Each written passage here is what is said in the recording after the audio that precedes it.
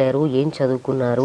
అట్లాగే మహిళల కోసం మీరు ఇంతగా తపన పడుతూ ఎంతోమంది ఆడపిల్లలకి మీరు చాలా సేవా కార్యక్రమాలు కూడా ఉన్నాయి. అంటే ఒక సంస్థ ద్వారా చేస్తున్నారు, వ్యక్తిగతంగా చేస్తున్నారు. కానీ ఒక రాజకీయ నాయకురాలుగా ఎదిగేంత వరకు మీ ప్రస్థానం ఏంటి అసలు?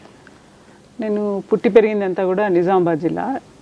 నిజామాబాద్ దగ్గర బాన్స్వాడ అనే ఒక ప్రాంతంలో నేను పెరిగింది, చదువుకున్నది. నిజామాబాద్లో చదువుకున్నాను నేను. నిజామాబాద్. దాని తర్వాత మా ఇంట్లో నాకు ముగ్గురు అన్నయ్యలు, నాకన్నా ముందు ముగ్గురు అన్నయ్యల తర్వాత మా నాన్నకి ఆడపిల్ల పుడితే బాగుంటుందనే ఒక కోరిక. ఆడపిల్ల పుడితేనే ఆడపిల్ల కావాలని ఒక ఇంటెన్షన్తో నా ఒక్కదాని కోసం నిజామాబాద్ కాకుండా అప్పట్లో మనకు తెలుసు అంతా గవర్నమెంట్ హాస్పిటల్స్లోనే డెలివరీ అయ్యేవాళ్ళు.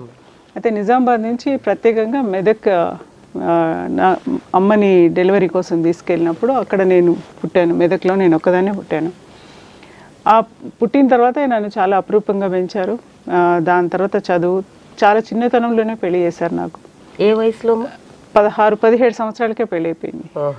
16-17 సంవత్సరాలు పెళ్ళి అయిన తర్వాత పెళ్లి వరకు పెరిగిన వాతావరణం వేరింది. పెళ్లి తర్వాత మా వారికి నేను ఒకటే ఒక కండిషన్ పెట్టాను. అప్పట్లో కూడా నాకు పెద్దగా అంత అవేర్నెస్ ఏం లేదు, కానీ నేను చదువుకోవాలనుకుంటాను, ఫ్యూచర్లో కూడా చదువుకోవాలన్న ఆలోచన ఉంది. నాకు చదివిపిస్తే నేను చాలా ఇష్టం, అంటే పెళ్లి చేసుకోవడానికి రెడీ, కానీ నాకు చదువు అనే ఒక కండిషన్ అని చెప్పాను.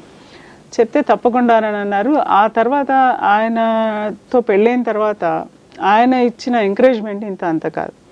పెళ్ళి తర్వాత నేను హైదరాబాద్కి వచ్చి ఉద్యోగరీత్యా సెటిల్ అయిపోయిన తర్వాత నాకు అన్ని ప్రాంతాలు చూపించడం కానీ, లేకపోతే ఏదైనా ఒక యాక్టివిటీలో నువ్వు ఇన్వాల్వ్ అవ్వాలని చెప్పి ఎంకరేజ్ చేయడం కానీ, ఇలా మొదలుపెట్టిన నా ప్రస్థానం.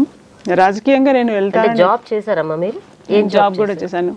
DDSKVK అని దాంట్లో కృషి విజ్ఞాన కేంద్రంలో కూడా జాబ్ చేశాను నేను. ఇక్కడ కూడా కొన్ని కంపెనీస్లో జాబ్ చేశాను. దాని తర్వాత ఇంకా రాజకీయంలోకి వస్తానని నేను అస్సలు అనుకోలేదు.